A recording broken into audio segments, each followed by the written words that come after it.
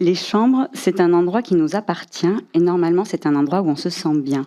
Cette petite phrase d'enfant tirée de votre rapport sur le droit à la vie privée de l'enfant m'a touchée parce qu'elle montre l'importance pour se construire d'avoir un endroit à soi.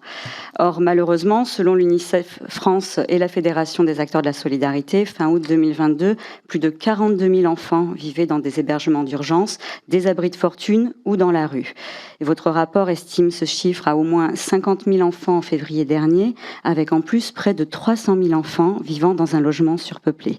Je ne sais pas comment on peut accepter ça dans l'une des premières puissances économiques mondiales. Eh bien, paradoxalement, hier soir, et alors même que nous entrons dans la période hivernale, nous discutions en séance d'une proposition de loi visant à lutter contre l'occupation illicite, qui est pour nous un texte anti-locataire faisant du squat un fléau de société alors qu'il n'est qu'un phénomène marginal. Et ses effets réels vont être de précariser davantage les plus fragiles et criminaliser les plus pauvres et surtout faciliter et multiplier les expulsions. Tout ça sans répondre à l'urgence sociale locative, parce que je rappelle qu'en décembre 2021, près de 4000 personnes appelaient chaque soir le 115 sans qu'on puisse leur proposer de solution.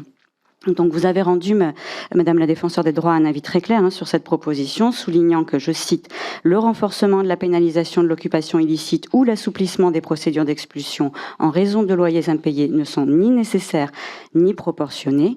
L'urgence est donc bien à protéger et non à précariser. » Alors, quelles recommandations faites-vous spécifiquement pour lutter contre les procédures d'expulsion pouvant concerner ou impliquer des mineurs ?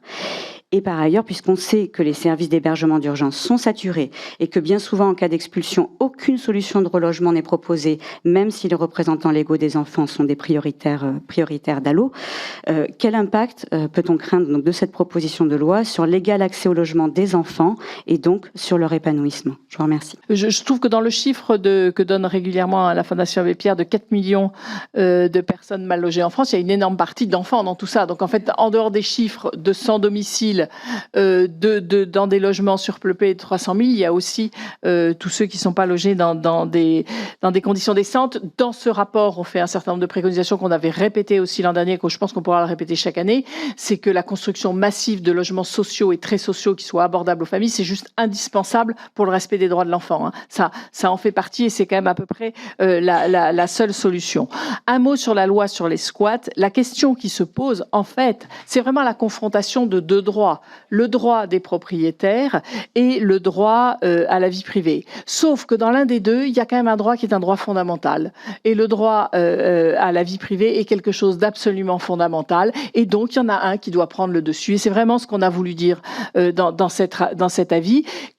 Les cas d'abus existent, mais sont quand même excessivement minoritaires. Le risque, c'est le dévoiement de cette loi et l'expulsion sans passer devant le juge d'un certain nombre de familles en grande difficulté, avec toute la question, quand il y a expulsion, du relogement.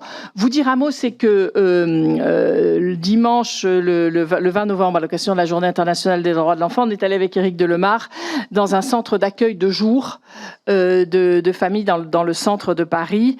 J'étais quand même totalement impressionnée de voir des femmes avec des bébés de 1 mois qui dorment à la rue en ce moment, 2 femmes enceintes qui dorment aussi à la rue. Je pense effectivement que c'est totalement indigne de notre pays et vraiment, enfin, je veux dire, il y a un moment, les atteintes à la dignité des personnes est une atteinte à notre propre dignité quand on voit ce qui se passe.